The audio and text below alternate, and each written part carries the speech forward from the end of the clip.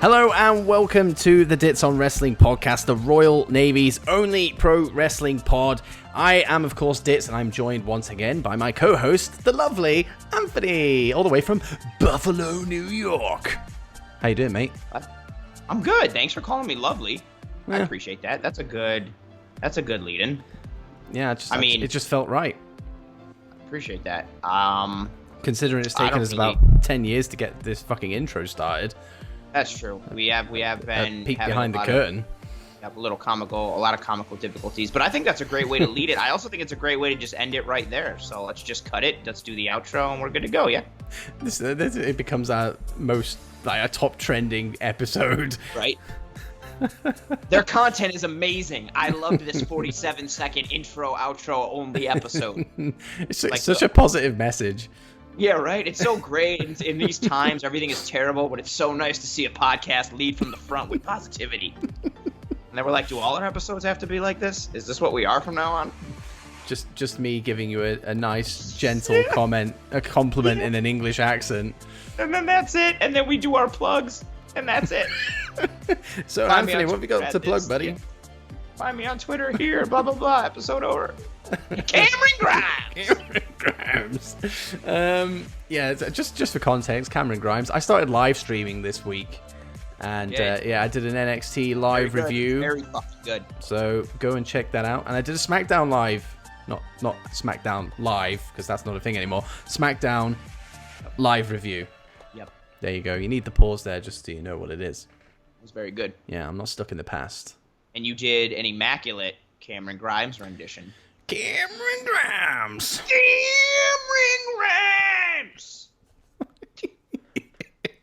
And we said we wouldn't do that, and we've done it 3 times. There you go.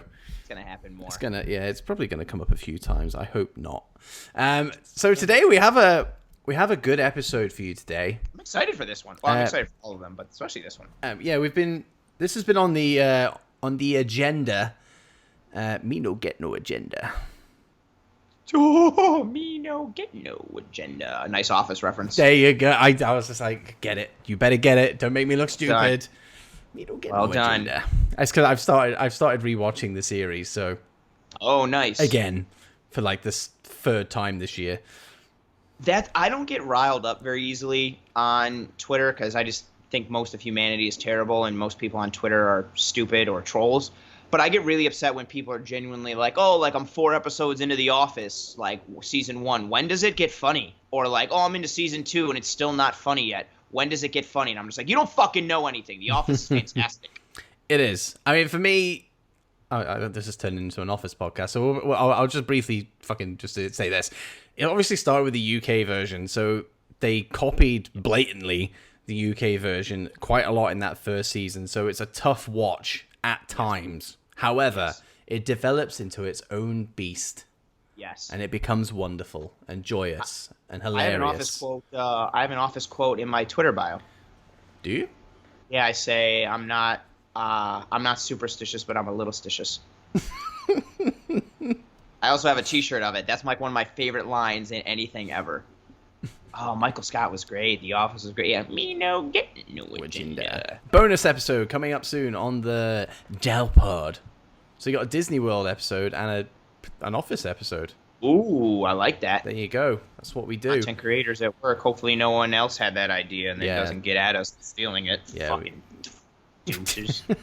Fucking twats. Cameron Grimes! You just burst an eardrum with that one. Yeah, so we do have a good episode for you today, and it's not about The Office or Cameron Grimes. We are rating our top 5 matches each. Yes. Ever. And of course, it's very subjective, and mine is always ever changing. But I've managed to lock down a top 5 for now. And guarantee when this episode goes out in 2 days' time, my list will have changed. But no, maybe not I think I've locked in my top 3, and I think we said this like in the DMs over the last, because we were going to do this 3 weeks ago, so we've had quite enough time to prepare. But we've always said we've got our top 3 locked down, but it's just those 4 and 5 spots that have been bastards to fill. Yeah, really deciding like there's just so much.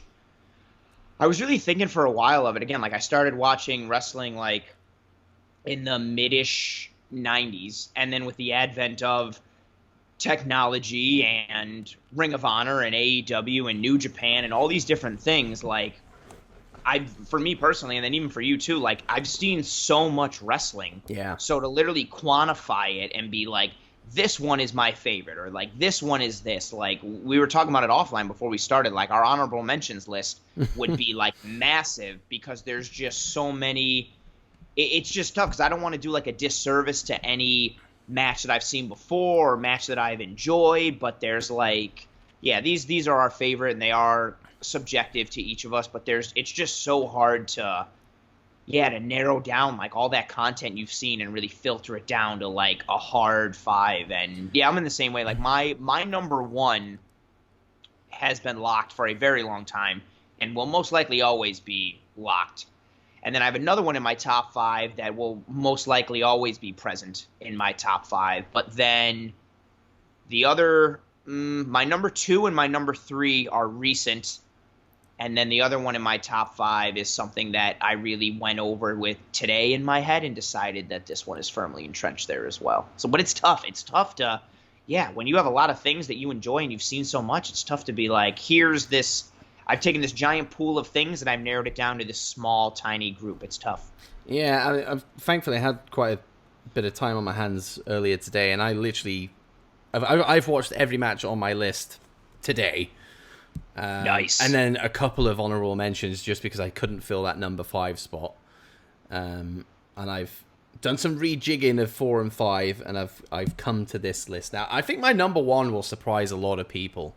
I think I might have mentioned it on this podcast before. I think I might have mentioned it to you. I think you have, and when I don't remember it offhand, but I know when you say it, it's gonna click, and I'm gonna be like, "Yep, that's the one." Like if you gave me a multiple choice question of like, "Hey, which one of these have I said is my favorite match?" and you gave me 4 options, I know I'd guess it. Yeah, once I hear it, I'll know it. And I think people will be surprised, but I have my reasons why it's my favorite. So I mean, and we'll get into that. Of course, we will. So let's change things up this week. Let's get the plugs out of the way, so then we can just focus purely on the episode. Purely on the magic. Purely on the magic. Anthony, plug your shit, my friend. My name is Anthony, and as Dits has said, I am a lovely person. Find me on Twitter. Really meant it. And he really meant it. Cameron Grimes. I am the weekly and regular co-host here on the DOWPOD, talking wrestling every single week, and I also run a solo pod of my own titled Wagons and Warpaths. It is a weekly Buffalo sports talk podcast. Find me on Twitter at Wagons_Warpaths. I'm always talking sports and wrestling and Buffalo Bills stuff and Buffalo Sabres stuff. And I'm also a writer for LastWordOnProFootball.com. I put out articles every week during the regular season, every 2 weeks in the off season. And yeah, I'm lovely. That's me. That's me. That's me. It's a very good podcast to clean to. I will say that. I don't know if I take that as a compliment or not, but a listen's a listen, I guess. Well, if I'm cleaning the kitchen on a Friday or a Saturday morning, like I put it on, and it just fits perfectly with everything I'm doing. I don't know what you're talking about. I'll say, because you don't watch hockey or football. I actually nearly bought a Buffalo Bills snapback the other day. Yes! But it was $30, so I was just like, I'm not paying that.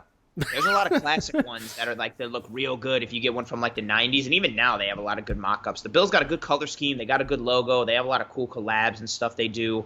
I'm glad that I have somewhat converted you to a sport that you pretty much don't give a shit about. Yeah, don't care. Yeah. Don't care about plus it's the real, it's the real football, not whatever that European one is. Actual football. Real football. Soccer, mate. That's not soccer. Get out. So, yeah, of course, you are listening to the show on your favored podcasting application. So we don't need to plug where we are. However, you can find me on Twitter at Dits on Wrestling, and you can find me on the YouTubes at Dits. Well, it's not at, but you can find me. My channel is called Dits on YouTube. Go subscribe to that. I have started live streaming, as I mentioned at the top of the episode. So every week I will be doing NXT live reactions or reviews, and I will be doing SmackDown reviews as well for the foreseeable future, for as long as I can do it without, like, dying of no sleep. I like it. So, there you go. And, of course, in 2 weeks' time, we start our GM mode series. Very excited. Which will go for, it would be exclusively, that's all we're doing on the show for 4 weeks. Well, I intended to 5 weeks, actually, didn't it? Yeah, based on... Yeah, we worked it out, yeah. So 5 weeks of doing nothing else but the GM mode. So if you don't like it, then I'm sorry. Just wait a month and a half and then come back revitalized. Just stop listening. You don't want to listen for the next 5 weeks. Our listenership drops by like 30. I'm like, yeah, this isn't working out. And then it picks right back up after that. And we're like, oh, so nobody liked the GM, huh? Bit of a coinky dink. A coinky dink. Bit of a coinky dink. Now, yeah, it's enough of plugs and Office and Cameron Grimes and all that stuff. Get it out. Get your last one out. Go on, hit it. Right now? Go on, just hit it. Cameron Grimes! I really hope your fiance is just like, what the fuck? She's not going to be pleased. She's not going to be pleased. Okay, so as a gracious captain... No, you go first. What? I knew. You give your number 5 first. Oh, you know what? Fine, no. Yes, You're the gracious captain. Yeah, gracious captain. It. Whatever. I called you lovely. What more do you want? That is fair, but I just called you gracious. But I said that.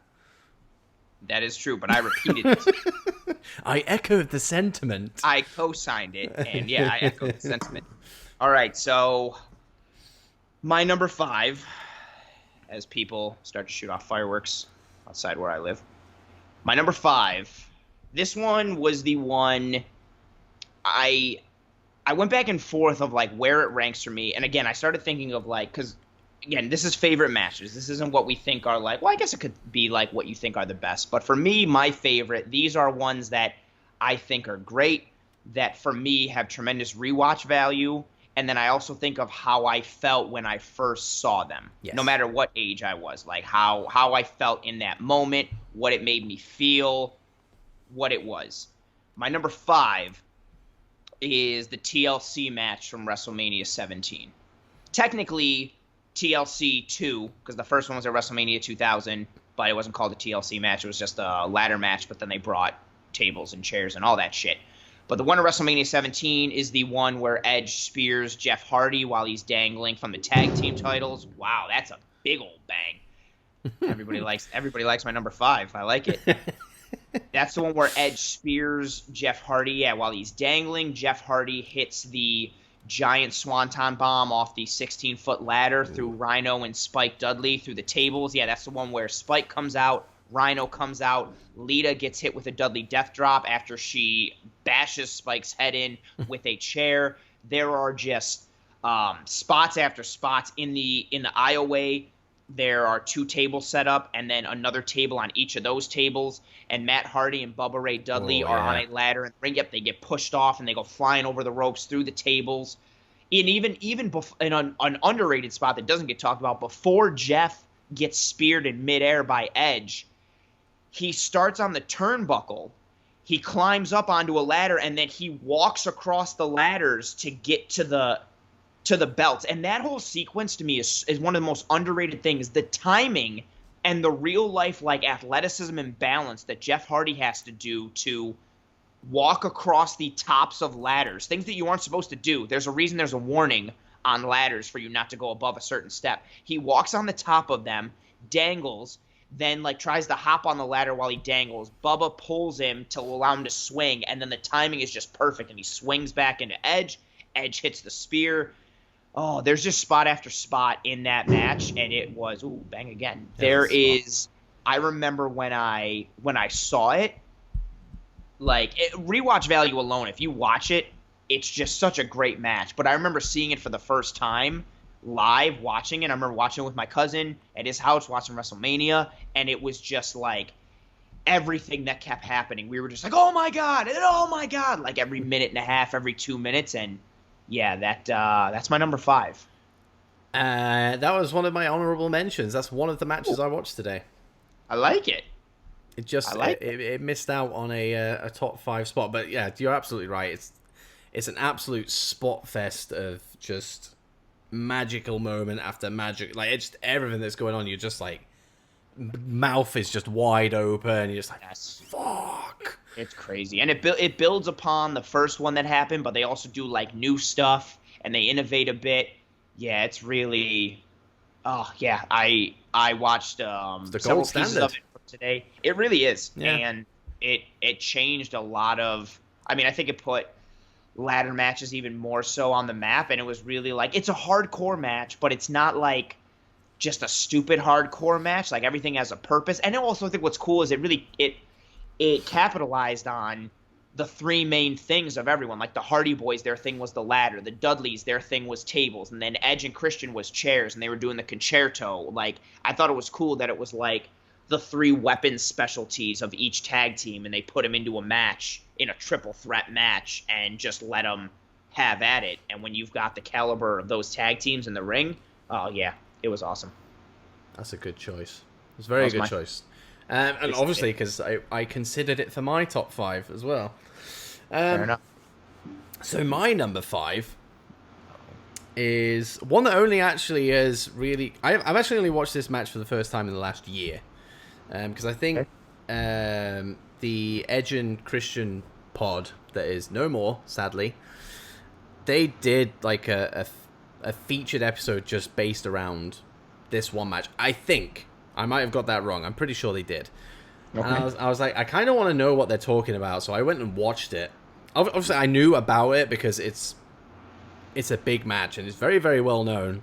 But I had never watched it, so I understood like the basis of it, but I haven't obviously seen the whole picture surrounding it. So I thought, I'm gonna go away and I'm gonna watch it, and I did, and I was like, holy hell, that was really, really good. And then it's kind of hovered in and out of my top 10 up until today. Oh wow! When I rewatched it again, and I was like, you know what? Only the second time I've seen it, I was like, that is now. I can lock that in at number 5. So you've only seen this match twice. Yes. And the first time you saw it was about a year ago. Yeah. Okay. And that slotted it into the top 10. Yes. And then today it cemented its top 5 legacy. Yeah. Oh boy, I'm very intrigued. You'll like this one.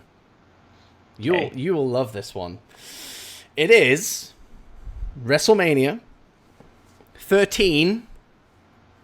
Steve Austin versus Bret Hart submission match. This is your 5? Mm-hmm. Oh wow. Is that in a bad this is your 5 or a good this is my 5? This isn't my top 5, but in a different sense. Ooh. Yeah. I don't. There's just. I wanted something in here that is a match it's not recent because it'd be so easy for me to just because it's just fresher in my head. Okay. And even stuff like around 2000 to like 2004 was like when my peak years of watching. I could have easily gone down that route, and I have. in a few of my picks, and I have. But I wanted to go a little bit further back, so that's why I thought in my head, well, you know, when I watched Austin Brett from last year, I really enjoyed it, so I'm going to watch that again, and just everything about it just clicks. I mean, I could easily focus on the finish, and I will, because that is obviously the big talking point coming out of it. Of course, they had the double turn. Austin starting to get the cheers from the crowd and Brett being an absolute twat, which is perfectly done. Like Austin, like refusing to tap, like he's got the blood pouring down his face. Yes, like what? I mean, that image alone is incredible. Iconic. Like iconic. Yeah, that's the perfect word. But just everything that led to that, like it wasn't like they started off with chin locks and headlocks. Like it was like bang, let's just get into this, and then they spill out into the crowd after Austin clotheslining off the rail, and then you've got Ken Shamrock doing his thing. Yes. And eventually we get back down to the ring, and the pads are coming off, the ring bell's in play, Like the camera cables, like Austin's using those. Like there's just so many really cool spots and moments, and it just builds perfectly. Like, I don't know, like I know for a fact that Austin is the heel going in, and I know that Brett is the babyface going in, but you can just, as that match goes on, you can start to see the shift. Yes. And it's not like if you're not a wrestling fan and you're just watching it, it's not, I don't think it's obvious, but if you have watched wrestling as much as we have, like you can see it just slowly getting there, and and funnily enough, it starts around the time when that low blow hits, and Austin regains control, and you kind of like, I know he's just hit a low blow, but they cheer and it starts to. You're like, what? Starts to switch. And then, of course, you do get to the finish of the sharpshooter. Austin's in that thing for ages. Yes. Just like, and like, he's not even just like slightly pissing blood. He is full on pissing blood. Yeah, he's cut bad. Did he blade for that? Or yes. was it legit off the fucking rail? No, he bladed for it, and that was a decision that he and Brett made before the match that Vince did not know about. Ah. And Vince was actually very upset backstage about it. Oh, I don't think he has any right to be honest, because that is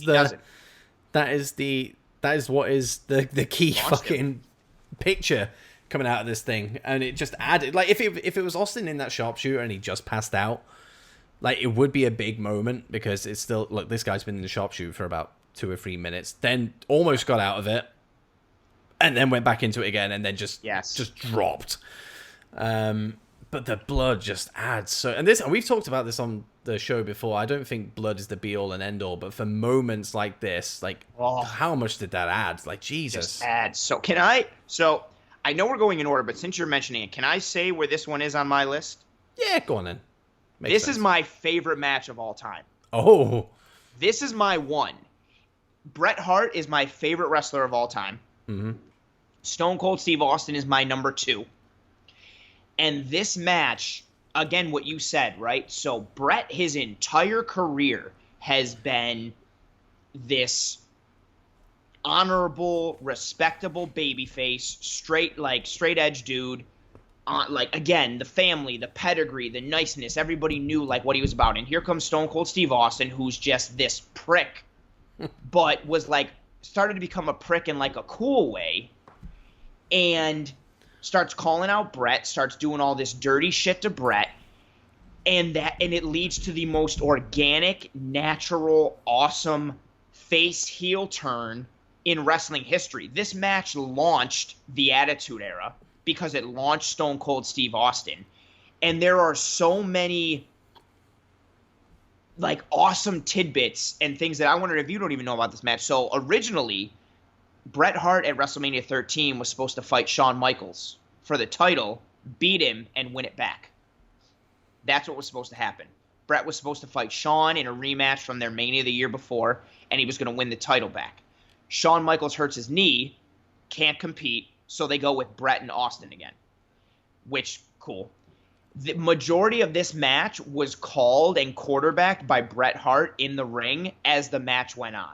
Like, this match, like, wasn't scripted. They were calling this thing in the ring as they go, and Bret was doing a lot of it, which adds even more ambiance and, like, awesome things to it. Like, it's called in the ring, Bret's calling it, they do the blood moments before they hit the curtain, and everything you said, you mentioned already, like, they hate each other, and the match starts, and it's not like, oh, headlock or whatever. They start fucking getting into it right away. Like, they want it, they get at each other, and then we get this dude in Stone Cold Steve Austin who's just a dick. He's a bad guy, but he won't give up. And he's in this finisher that nobody gets out of, and he won't give up, and he won't tap, and he's bleeding, and he's in a pool of his own blood, and he's trying to get out, and you just respect him for it, and then he passes out. And then Bret won't give it up because he's like, no, screw this guy. He's an asshole. He's been a dick to me since I've come back. I'm not letting go. Shamrock forces him off, and then Bret and Shamrock stare. Oh, I got goosebumps thinking about it. And then Bret and Shamrock stare down each other. And then Shamrock puts his hands up like, come on, like, let's fucking do it. And Bret does the chicken shit move? And it's like, nah, fuck you. Like, I'm not doing it. I'm out, and he backs away. And then everybody's like, oh, like, what? And then on the other side, to juxtapose that, refs come in to try and help Austin. Austin's like, no, screw you. Get off me. I'm walking out on my own. And he gets out of the ring. Stuns the ref. Yeah. Gets out of the ring, and he supports himself on the ring apron as he limps, and then he limps his way to the back to cheers from the Chicago. Oh, I got goosebumps. My hair standing up thinking about it. He limps to the back to cheers from the Chicago crowd because he fought his ass off, passed out, wouldn't give up, doesn't want anybody's help, and he's staying true to his thing. And that's what I loved, the realism and the realness of it. I almost said realism, which isn't a word. But I love the realistic nature of it because both of their flips, like Brett's heel turn and Austin's face turn, their characters really didn't change. This match just gave you a different appreciation and a different viewpoint of what they're doing. Austin became a face because he'd been doing what he said he was doing all along, which was like, I'm not here to make friends with anyone. I'm here to win. I'm here to do everything I can. I don't care what I got to do. Like, I'm here to win. I'm going to bust my ass. I'm doing it on my own. And before it was like, oh, this guy's a dick. But then this match and the way he wouldn't go out, the way he wouldn't tap, the way he wouldn't accept the referee's help, instead it was like, oh, this dude is like really, it's kind of honorable what he says. Like, he's not going to give up, and maybe he's kind of a badass, and this is kind of cool. And on the other side, you had Brett, who was still preaching his same message of like, I'm doing everything right. I'm doing everything how it should be. I'm a moralist. I'm a moral guy. This guy's been doing dickhead stuff to me. Ooh, another bang.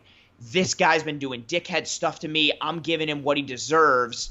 I don't understand why you people are booing me for giving this guy his moral comeuppance. Like, this guy's been a jerk. How come you're booing me? How come you're cheering him? And then it leads to what we see later in the Attitude Era, where Brett is this hero in Canada, this hero in Europe, and he is the most vilified villain in the States. Just this awesome switch and dichotomy and juxtaposition. It was the greatest heel turn and face turn in wrestling history. The match and the pace and the ring and the in-ring prowess and ring work is awesome in and of itself. The finish is amazing. The crowd is electric for it. It is my favorite match of all time. And everything that I've said to you in recounting this match, I haven't watched this match in like years. I just know it almost like by heart, no pun intended. Just because it's, God, I remember, so again, I'm a Bret Hart fan at the time. Well, I still am, but I hate Austin because I'm a little kid and Bret Hart's my guy and Stone Cold Steve Austin's a jerk face. So I want Bret to kick the shit out of Stone Cold because I don't like him. And I literally, at the end of the match, found myself being like, Stone Cold Steve Austin's awesome. Like, that's awesome. He's, oh, dude, how iconic is that? He's bleeding so much blood. And the iconic shot of him trying to push himself up, and he yells, and the blood goes down his face and runs in between the little gap in between his two front teeth. Yes. And he's just got so much blood, but he won't give up. And then he passes out in his blood, and I remember being happy that Bret won. But I remember that moment. I got goosebumps again. I can still point to that moment and be like, Stone Cold Steve Austin is awesome. And that's what, when you get a match that evicts that type of emotion from you in one way or another, whether it's the story or the moves that they did or some kind of something that makes you appreciate it. That match was the first time that I really was like, wrestling is a sport. Or it's just as good as like a movie or a TV show, except the only difference is the main characters, they do their own stunts. That match was a sport in terms of what happened between the ropes, and it was grade A1 quality storytelling, and it was beautiful, and that's why it's my number one. Wow. See, I did wonder if when I said, well, I didn't think this would make your list. I did not think this would be on your list at all. See, I'm very surprising. I'm shocked. Mm-hmm. See, I do like wrestling, you know. Yeah, I guess. Well, seeing as I would say I can go to my number 4 now. If you can want go to to your number 4, yes. My number 4, WCW match. Oh. This is my favorite WCW match I've ever seen. I think this is one that is on a lot of people's lists, so I don't think it'll come out of nowhere. These two wrestlers that are my number 4, I had watched them wrestle in ECW. I was fans of theirs already, although I knew little about them. I'd seen them a little bit in ECW, but I really got to experience them more in WCW. My number 4 is Rey Mysterio versus Eddie Guerrero, Halloween Havoc, 1997.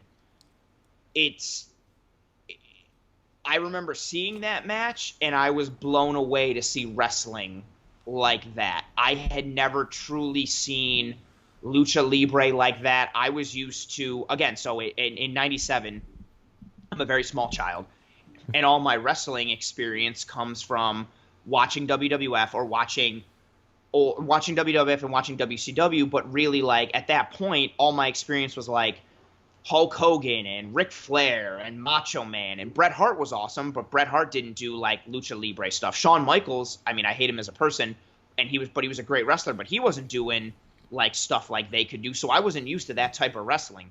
And I saw Eddie and Rey just put on a show. Rey Mysterio is jumping on top ropes and jumping to the outside, doing flips and 450s and shooting star presses. I didn't even know what the hell a shooting star press was.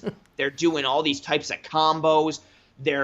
Like Eddie's going for a power bomb off the top rope and from the turnbuckle, and Rey counters it into a Hurricane Rana and lands it and spikes him with it. Like, just all these combos and things. Like, I didn't know what a Hurricane Rana was. I really only knew it because Scott Steiner would do it, and I thought it was called a Frankensteiner. Like, that was my experience with it. Like, this match really opened me up to a whole new style of wrestling and a new appreciation for wrestling. This was the first time that I really was like, oh, wow, wrestling is like an amazing thing. And then this paved the way for me to have more appreciation for like Dean Malenko and Chris Jericho and Chris Benoit and cruiserweights and light heavyweights. And WCW's roster was great with that. Juventud Guerrera and Psychosis and all these guys that just did these things that were unheard of and never got main event spotlight because they weren't 6'5", 250 pounds and ridiculously jacked and tan like all the main event guys had been before them. But they just, God, like, yeah, this Eddie versus Rey match is my number 4. I could watch this match every day for the rest of my life and just appreciate the hell out of it. Plus, Rey Mysterio is rocking the Phantom outfit in this one from the movie, which is so badass. His outfits and his ring gear were so on point. They still are, but at that time, he was really like costuming them up. I know that's not a word, but I'm making it a word, like strategery. It was just a cool looking costume. He gets the win. Nobody thought it was going to happen, and it was at Halloween Havoc, which always had a cool vibe and a cool atmosphere for WCW, and just the in-ring work and the spots and the story they tell, transition to transition, pacing, spots, everything. This match is like, in terms of quality, this match on my list, I may, in-ring wise, I may enjoy it even more than I do the Bret Hart Stone Cold Steve Austin match, which is my number 1. That's how great I think this match is. Oh. I think you're right. That does pop up on so many lists, and quite a lot of lists of the people in your street as well, because they're setting off fireworks to celebrate that fact that is your number 4 pick. They get it. And some people are going to be like, oh, it's because of like the 4th of July holiday. No, that's not it. My windows are cranked up all the way, as is my volume. The people in the streets here in New York City are listening live to the DOWPOD. They don't want to wait for it to drop on Monday. They're listening live, and every time they hear something good that we're saying, yeah, they're popping off some fireworks. That's what it's for. But yeah, it's on a lot of lists, and I was going to look at it for my own, but I've only ever seen the match once, and it was maybe 2 or 3 years ago, so it's not fresh. I know it's a very, very, very good match, but it's just not fresh enough for it to fall in my top. I think if I went away from this like now and watched it and then came back, it would probably slip into my top 10.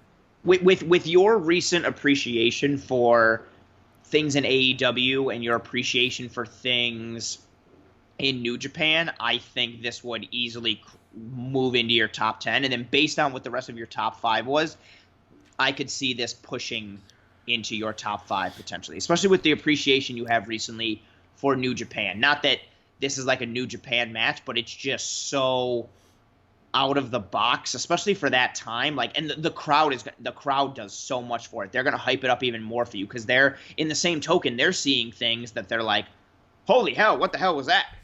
Like, they're not used to seeing that either. Like, their stuff that they're used to, WCW crowd, they're used to like what Sting can do, what Lex Luger can do, what Vader can do, what Ric Flair can do, and none of those guys could do what Ray or Eddie could do.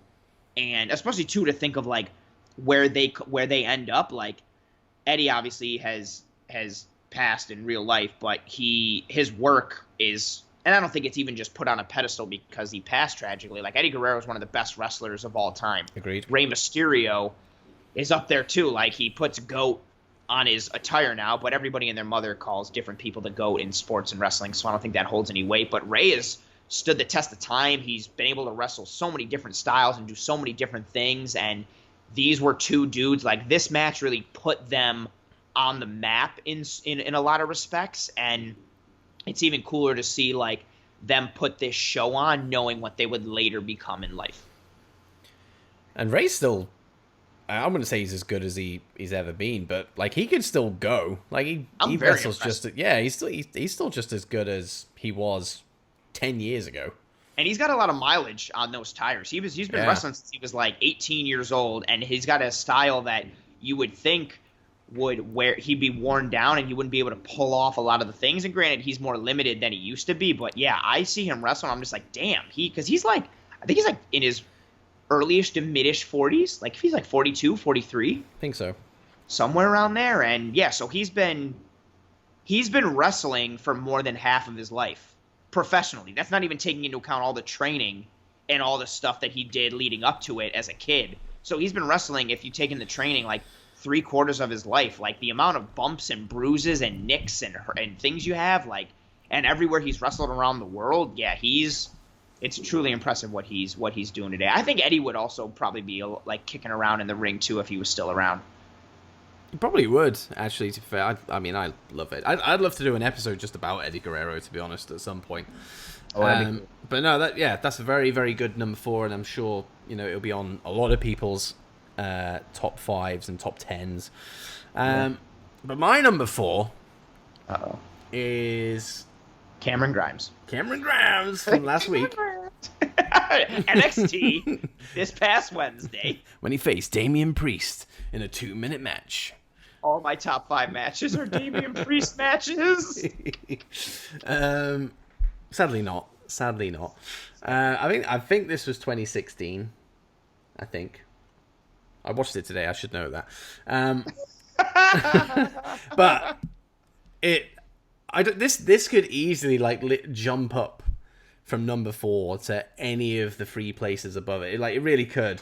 It is that good to me, and to be fair, I think it's the general consensus. But it just hits every single emotion that I need for a wrestling match to get over in my head. So this is NXT TakeOver Dallas. Oh boy! By the way, so I think I was thinking this one was going to be on your list, but I didn't know where it would be. I think I mentioned it like 2 weeks ago, just randomly. You have. But this actually nearly didn't make my 5 because what? I thought this would be a shoo-in. No, I've watched that much wrestling today. Like, I've literally banged all over the place. But that's what she said. But it's flown in at number 4. Of course, it is Nakamura versus Sami Zayn, obviously. Like, for me, this was like peak NXT around this time. Like, I think I've been watching NXT for maybe 6 months at this point. So I'd been able to see the majority of Sami Zayn's like underdog tale of trying to get the NXT title and just failing all the time, and then finally besting Neville, only to then get clattered by Owens, and just that whole thing was amazing. So naturally, I just levitated towards Sami Zayn, and he still is one of my favorite wrestlers. So it pains me that he doesn't wrestle anymore, and they use him as a manager. It's really strange. But at that point, with it being peak NXT, to me, it's also peak Sami Zayn. You're not going to see Sami Zayn better I mean, unless you go back towards his El Generico stage, but I didn't really watch that, so I can't really comment on that. But this was peak Sami Zayn. Shinsuke Nakamura, on the other hand, I knew of him and what he could do. I'd seen various GIFs and the odd match clips, probably even match clips of that Wrestle Kingdom match that we talked about last week. Yes. But I didn't know him.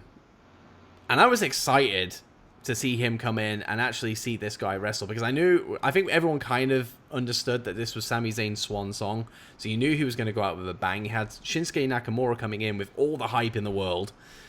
He then had this awesome theme music.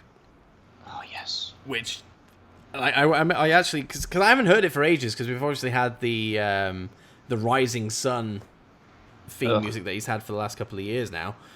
So to hear the actual original, I got goosebumps listening to that, and I was like, "Fuck." Do you know what the original choice was for his theme music? Glorious. Yes. Why?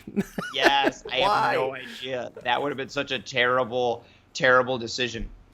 I don't.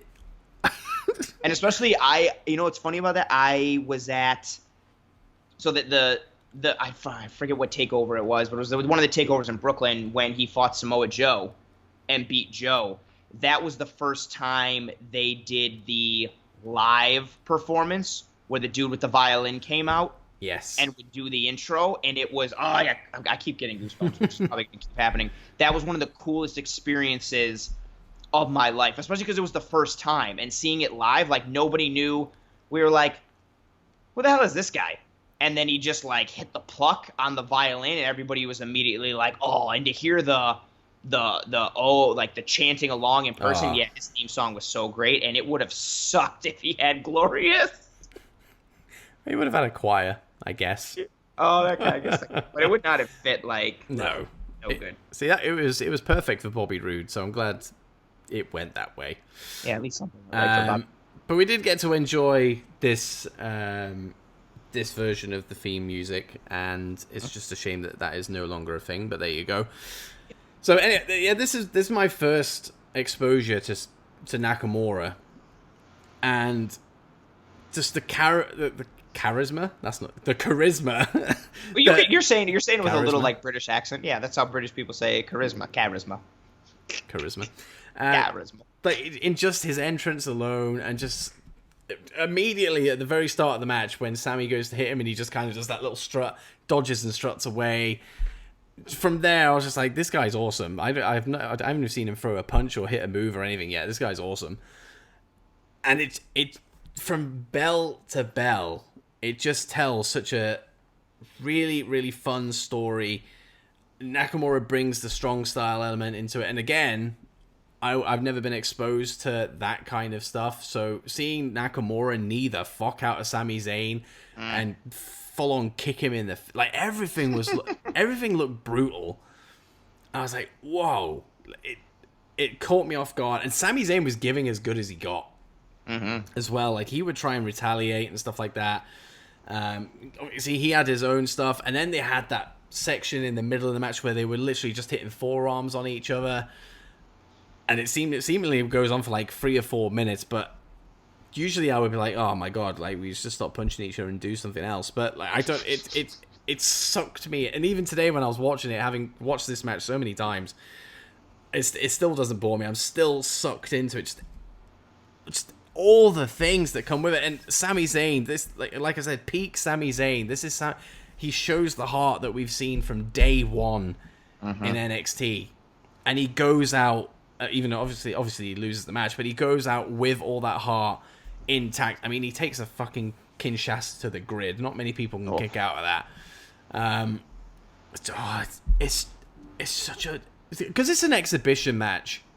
Yep. And the fact that it clicks so well, I think it deserves even more kudos. The fact that there was very, very minimal story apart from the fact that Sami Zayn is like, look, this is my NXT. Who the fuck are you? That was essentially the groundwork of the story. That was it. So the fact that an exhibition match can really click on so many levels with me, it deserves to be. It was always a top 10, but it deserves to have slipped into my top 5 this week. It's it's just fucking great. To be honest, it's great. This is one of the few matches that I've ever heard a fight forever chant that I was like, okay, that's legit. I get on board with that. People throw that around. The crowd were amazing in this. Yep, the crowd was super up for that. But crowds, we've talked about it at different points on the pod. Like, crowds today always try to, like, get themselves over with their chants. And a lot of times they chant shit just to, like, chant it, but it doesn't, like, apply. I'm like, you're chanting this is awesome just because someone hit, like, a DDT on the outside. Like, that's stupid. But, the everything for this one, I will always remember, like, that fight forever chant. I really was like, no, I completely agree. This is very true. I would like this match to continue for the rest of my life. This is fantastic. And that was Mania weekend, right? Ooh. That was because I think that was when Mania was in the Dallas Cowboys Stadium. WrestleMania 32, I think it was. Yeah. Yeah. So it was and that was like, and as an indie, you're spot on. Like, as an indie wrestling fan, like, there was no. Oh, we were just hyped because it was like, oh, dude, Nakamura's gonna fight Sami Zayn, like, and that's all it was. Like, the story on TV was basically just like, yeah, like, I'm Sami Zayn, like, this is my NXT, like, who the fuck are you? But then everyone else who knew the story, you didn't need a story. It was just like, dude, Nakamura's debut match is gonna be against Sami Zayn. That's gonna be awesome. And then, boom, they let him do his Nakamura thing, and exactly like you said, Sami gives as good as he gets. I knew this match was gonna be on your list. I just didn't know where. Yeah. I'm surprised that it wasn't like hardcore ingrained into your top 5 already. It's the top 3, I'd say, is definitely locked. Ooh, very intrigued to see what that is based on that. I thought for sure this would be in your top 3. I also think there's another one that would be in your top 3, but now I'm not so sure. Ooh, we'll see. So who's your third? Who kicks off your top 3? My number 3 is a recent match. I debated taking this out because one of the people in it is not a good human being as of late, based on some things that have come out.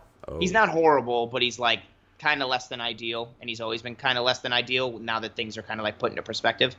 My number 3 here is Will Ospreay versus Shingo Takagi. Best of Super Juniors last year. Wow. This match was... Shingo was billed as... He ran roughshod through the entire Super Juniors tournament. Everybody thought he was going to end winning the title, taking it from Ospreay. He met Ospreay, and they put on this just juggernaut. You good? Yeah. Sure. Okay. They put on this just a fucking classic. There is spot after spot in this match, storytelling. It's much like the way, in the same vein of like the Eddie and Rey Mysterio match, in terms of like everything in the ring is just so on point and everything is done for a reason. But then you add the New Japan spin to it, and it's hard hitting, it's fast paced, there's action. There is counter after counter. You just like, and the whole time, I guess for me, like, I fully expected Shingo to come away with the title in this match, and he does not. Ospreay wins it, and he does it in a fashion that, you really think that Shingo, he hits he hits a couple pumping bombers, he hits Made Japan, he hits like Chasing the Dragon. You really think that he's got it, and there's just so many near falls that are genuine near falls, where they're not near falls for the sake of near falls, or it's not like, oh, well, he's going to kick out. The kickouts are genuinely like shocking and surprising. And this match for me fully catapulted. I had debated who like I thought the best wrestler in the world was, especially towards like the end of 2018. But this match for me fully cemented that Will Ospreay is the best wrestler in the world at this point. And at the end of this match, I was like, boom, it's done and dusted. He's the dude, like, best wrestler in the world. I was just completely blown away by this match. It hits like everything. I don't even want to get into I mentioned some of the spots that happened in the Eddie and Ray match for my number 4, and we went into detail with the Bret Austin match because I feel like that one's really known. I don't even want to get into like the firm details of what happens in this match because I would like for anyone who hasn't seen it to go watch this match, there you go, like this guy that I'm talking to right now, I would like I just want you to go into it and just know that like I think it's a great match. That's it. I don't want to tell you the spots. I don't want to tell you the things that made me jump out of my seat and go, holy shit. I don't want to tell you the things that made me go, oh my God, is he dead? Like, it's just so spot on in every way. And what's even cooler is you've got two dudes in Shingo and Ospreay who are light heavyweights or junior heavyweights, but they wrestle such a physical style that's on par with like what the heavyweights do. But they can do everything that the junior heavyweights do. And it's hard hitting, fast paced, but it also slows down at good points. It tells a story. It makes sense. It's logical. This match in and of itself is a pure, like, this match is the prototypical example of like, this is why New Japan is the best wrestling promotion in the world. This is why wrestling is a sport. This is what wrestling looks like when it's done correctly in all forms and all phases. It's my number 3. It very easily could be my number 1. But this match I debated putting it as my number 2. But I didn't, obviously. But this match is immaculate in almost every way for me. Well, me being noob Japan. Yeah, I don't really have that much knowledge of Will Ospreay. I know I've seen clips of him flying all over the place and being super athletic and all this kind of stuff. But I'm gonna go at some point tomorrow. I'm gonna sit down and watch that because I'm very intrigued as to how that even slips into your top. I guess it hasn't even slipped in; it's locked in, isn't it? So firmly. I remember seeing it when I saw it. And this is a big statement for me, especially considering what my number 2 match is going to be. I remember seeing this match, and when it was done, I texted my boy who he had already watched Best of Super Juniors live when it happened. He woke up early that morning. I watched it later in the day, and I remember he texted me and he was like, "Yo, text me when you watch the Best of Super Juniors final." And I was like, "Copy." And I remember when this match was done, I texted him, and my exact words were, "That's the best wrestling match I've ever seen in my life." That was my immediate, instant reaction to it. And what's even cooler is it's also like Ospreay has been a junior heavyweight for like ever. But this match and around this time period, he started bulking up more. He started to get more muscle to protect around his neck and his traps because he's had a lot of neck injuries and stuff. And this match really, he had been starting to change his style a little bit, and he was less like flippy shit for no reason and more like impact and hard moves and like, because I think he's eventually going to transition to the heavyweight scene. But this was like really the culmination and again the cementing of like hard hitting, intense moveset Will Ospreay, not just like, I'm going to do a bunch of flips and jump over the top rope for the fuck of it, and I'm going to do things that don't really make sense, but like they're awesome to see and super impressive. He really started to lock down that transformation into being the best wrestler in the world. I still say right now, I know it's tougher because of what's going on I love all these fireworks supporting me in my viewpoint here. It's tough because wrestling, especially in New Japan, has gone on hiatus with COVID and everything, but I still maintain that Will Ospreay is the best wrestler in the world today, and this match is the one that I've been flirting with the idea, and this match was the one that I was like, boom, that's it. He's the best. He's my number 1. I will die on this hill and fight anyone that disagrees. Feel strongly about it. I would say I'll go away and watch it, and then we'll talk about it next week. But next week's episode is already recorded because you're not around, so we won't do that. I'll just DM you. I'll DM you and tell you my thoughts. Tell me. I want to know. Yeah, I'm going to go... So that was Shingo Ospreay 2018? 2019, last year. That's the Best of Super Junior final. Right. I'm going to write that down. It's genuinely knowing how... I don't want to say revelatory. I don't have a pen. I'm not writing it down. I will remember it. DM me it. How revelatory AJ and Nakamura from Wrestle Kingdom was for you. Mm-hmm. And how much you appreciated that. I genuinely, and I know I'm setting the bar high, and that's tough for, things to meet expectations when you set a high bar, but I genuinely believe when you see this, you're going to love the shit out of this match. I mean, to be fair, the bar was set pretty high with Nakamura and AJ, so... This match, to me, is better than that match. Ooh. And as much as I love AJ and I love Nakamura, and I love Wrestle Kingdom 10, and I love that match. This match beats the shit out of that match for me. I'm intrigued. I'm going to go away and watch that tomorrow. It's very good. And that's morning. The bonus and benefit of having New Japan World. Now you can be like, oh, I have an easy platform to go watch this. I don't have to go find it. I'm going to do that. That'll be my Sunday morning treat before I go back to work on Monday. Sad times. Oh, that's a good way. That is sad times. Work sucks. Work is stupid. Sucks. Yeah. My number 3. I'm just going to go straight out and say it. WrestleMania 17. Oh boy. The Rock versus Stone Cold Steve Austin. At one point, this was my number 1. Oh wow! A couple of years ago, yeah. I was debating in my head. I knew there would be a Rock match in there for you. I just didn't know where or what. I think it used to be my number 1 because I had such fond. I think it clicked with me on a personal level because it's one of the first matches I was able to actually watch as a fan of wrestling. I'd been watching wrestling for 3 years at this point, but it wasn't something I was able to watch properly because I didn't have access to the weekly shows. I didn't have access to the pay-per-views whenever they're on. I was just relying on the odd tapes that I would get because somebody happened to record it, or WWF magazine. Oh yikes! And this was one of the first events that I was able to actually watch and enjoy. And a 10-year-old Dits was blown away because The Rock is my favorite wrestler of all time. Stone Cold Steve Austin is a damn close second. So to have those two in a match, I mean, we know they've had plenty of matches together, but out of the WrestleMania trio, this is the best. Yep. And it just tells such a great story from start to finish. And I mean, let's not even focus on the match. The pre-match promo alone should boost this. Limp Bizkit, My Way.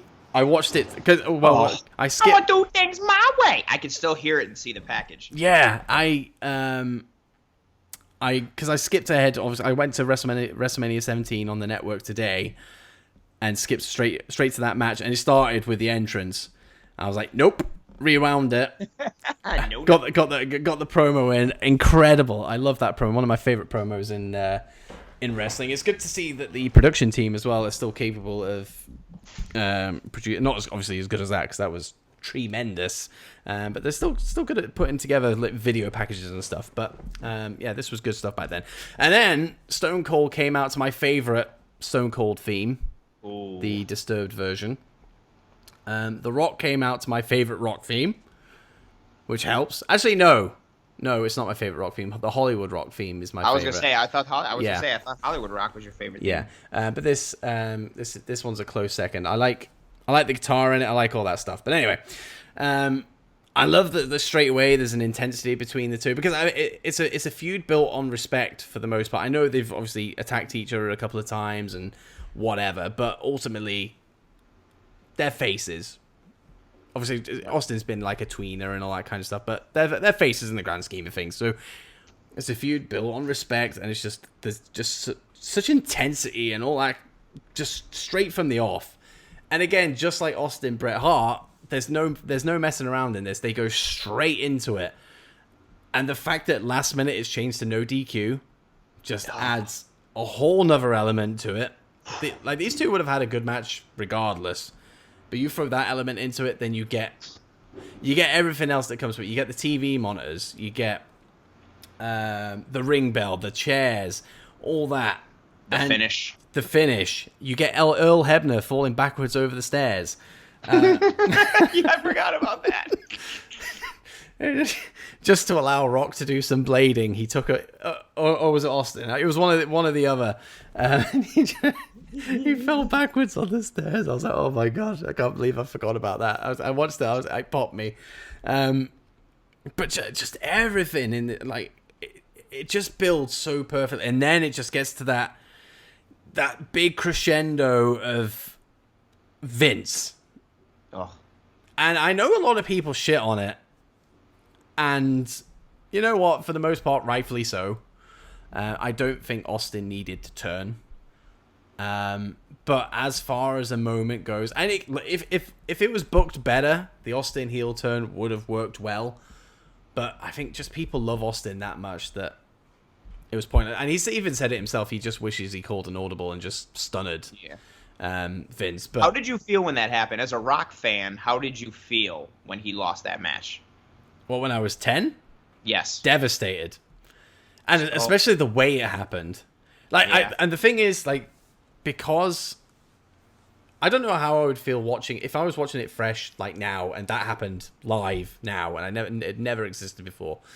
I don't know how I'd feel, but as a 10-year-old, The Rock was kicking out of everything. So I was pumped. Like, I was like, he's not losing this. Like, he's kicking out of everything. Like, this is amazing. Like, this is The Rock. He's the best. He's never going to kick out of anything. And then all of a sudden, Austin just goes fucking loco with the chair. Literally, he's going spastic on The Rock with this chair. Like, nailing him and then, like, crushing him with the edge of the chair. Then the back shots. Then goes back to the fucking edge of the chair. And then goes to the pin and obviously wins. And that was crushing. Like, it wasn't beaten fair and square. Like, obviously, you had the Vince kind of stuff going on as well, but it was just the fact that he had to beat the holy piss out of him with a chair in order to finish the match, and that crushed me. And just to see The Rock's reaction as well, after it all went down, the distant stare, the realization of what has happened, only to then get crushed with the title belt. The whole thing was just stressful. It was as stressful as a 10-year-old could be. It's funny that that's your reaction to it, because Austin is my second favorite of all time, and at this time he was my peak guy. I've appreciated The Rock, but I was never like a Rock fan. I was never like on that bandwagon. I liked him and I thought he was like cool, but he was like never my guy. And when Austin won in the manner that he won, and again, as a Bret Hart person who at this time, I mean, what year was this? I think it was like 2001, right? Yeah. Yeah, so I'm around like the same age you are. And we're a couple years after the Montreal Screwjob, so I hate Vince McMahon because Bret Hart was my number one. And then Austin's my number two, so that continues my thing of like Vince McMahon is a piece of shit. I don't like him. And Austin's my dude. So the fact that he won by aligning himself with the person I hate arguably the most, I felt so again, another one that I can remember. Again, so this is the same Mania as the TLC match that was my number 5. So I'm at my cousin's. And we were just both in shock. Ironically, he was a Rock fan. He liked Austin more. He liked Austin more than I liked The Rock, but The Rock was his number one. And we were just both dumbfounded, staring at the TV, mouth agape, no words. And I was, like you said, I was devastated and I was crushed. My favorite wrestler just aligned himself with the person that everything that I knew. Two things in wrestling: Austin good, Vince bad. And now they were in the same boat together, and I was so distraught. I remember the car ride home from my aunt's, just sitting in the car silent. I felt like my favorite sport. I felt like the Bills lost the Super Bowl. Like, I was just so I remember going into school the next day and we all looking at each other like, what the fuck happened last night? Like, why is he with Vince? Like, are we going to find out on Raw? Like, what's going on? And like, the Rock fans were pissed because of how we lost. The Austin fans were pissed because he was aligned with Vince. Like, nobody was pleased. Everybody was just like, well, this sucks. And I was devastated. I was so upset. And I kind of had that little pang watching it again today, just seeing it all go down. I was just like, 10-year-old me is sobbing into the It's corner hard of to the watch room. that. I can't watch the Montreal Screwjob and not get upset. I can't see, ironically, you gifted to me the other day, I can't watch Goldberg kick Bret Hart in the side of the head Sorry. and not get upset. Granted, that's real life, but like even in the losses, like I don't watch WrestleMania 12 when Brett lost to Shawn. I don't watch Brett lose the Montreal Screwjob. I don't watch him lose to Yokozuna at WrestleMania 9. Like you feel that connection with your favorite dudes, Yeah. and especially with Mania 17, which is regarded, I wouldn't even say arguably, I think hands down, Mania 17 is like the best WrestleMania of all time. I'd agree. Whether objectively, subjectively, yeah, there you go. Like, and to know that, yeah, like your dude lost, and especially the way he lost at like the biggest or greatest or most well-known WrestleMania of all time. Yeah, of course you're gonna feel that pang. That sucks. I feel that pang, and I don't even like The Rock like that. But yeah, there was just no like. I felt like there was no winning. Everybody was just like, the fuck? What? This sucks. I mean, it's just the fact that The Rock he just showed so much heart and was just kicking out of everything he shouldn't be kicking out of. Yes. Like once he got past the point, Vince clocked him with the chair. He got hit by his own move. I think there was a stunner in there as well. He was just kicking out. And you were just like, oh my god, like, he's not going down. Like they're not going to get the job done. Like he's going to still pull it out. And then Austin decides to hit him 157 times with a chair. Mm-hmm. And that's that. And that's that. But great match. I just was shut. It was a great match. And even the storytelling is good of like, even of the way like it ended with Austin just being like, I can't put him down. Like that's like the killer still being alive in the movie after you've stabbed him and shot him a couple times. So finally like the hero shoots him like 17 times in the head with a gun just to like make sure that he dies. That's what Austin did to Rock. He hit him and just kept putting him down because he couldn't get him to stay down, which is cool. But yeah, what a great match. And yeah, the promo and the arena and I haven't watched it in a long time, but that's the one. The ramp is very long. Correct? Oh yeah, it took Vince a long time to get down there. Yes. Yeah. And that's the one where the because the logo on the banners on like the Titantron is the X-7 and it goes down vertically, right? Yeah, that the entrance was great, the ramp was long. It was that Mania felt like, I mean they all do, but that Mania really felt like a spectacle. And God, fucking Austin, fucking Vince, bastards, you bastard. But no, that used to be my number one, but wow, got bumped out. I'm interested to see what the 2 and the 1 are now. Yeah. But who is your 2? Because this is your last one. This is my last one because I've already given my 1. My number 2 is regarded by some people, like the Melts, as the greatest wrestling match of all time. It is also semi-recent. It is from 2018. This match is in a series of matches. It is the 4th and final installment of the Kenny Omega versus Kazuchika Okada series from Dominion 2018. Kenny finally reaches the mountaintop. He beats Okada in a 2 out of 3 falls match, wins the IWGP title. Each fall is just the basics of this match, right? So each fall is different. Okada wins the first fall, Kenny wins the second, Kenny wins the third. Each fall basically tells a different story and is almost a different match. This match as a whole is 69 minutes and 49 seconds long. Shit. It's ridiculous, and it does not feel like that whatsoever. Another Iron Man match that people talk a lot about is the Bret Hart-Shawn Michaels Iron Man match. Boring. Fair enough. That match, I was going to say, even me, like, I don't watch it because I hate it. But that match eventually, once you get to like the 25-minute mark, you're looking at your watch like, how long has this thing been going on? Kenny and Okada, you do not feel that. You are just enthralled. I remember watching this match and then being like, oh my God, I've been sitting here for like almost an hour and a half. Holy shit. Like, it's just spectacular in every way. And it's the in-ring work. And at this time, Okada was the best wrestler in the world. Kenny was either 1B or number 2. You could make a case if you wanted him to be number 1, but really Okada was the best dude in the world. Kenny was 2. So the in-ring work and the work rate and the storytelling in the ring is just on another level. It's ridiculous. I think this match, I don't remember exactly from Meltzer, but I think this match got like 7 stars or something.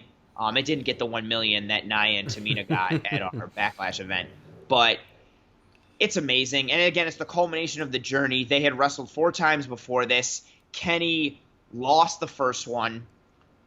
Him and Okada drew in the second one. Then in the third one, they wrestle in the G1. Kenny beats Okada in the G1, but then the next night wrestles in the G1 final and loses to Naito. So it's almost like done away.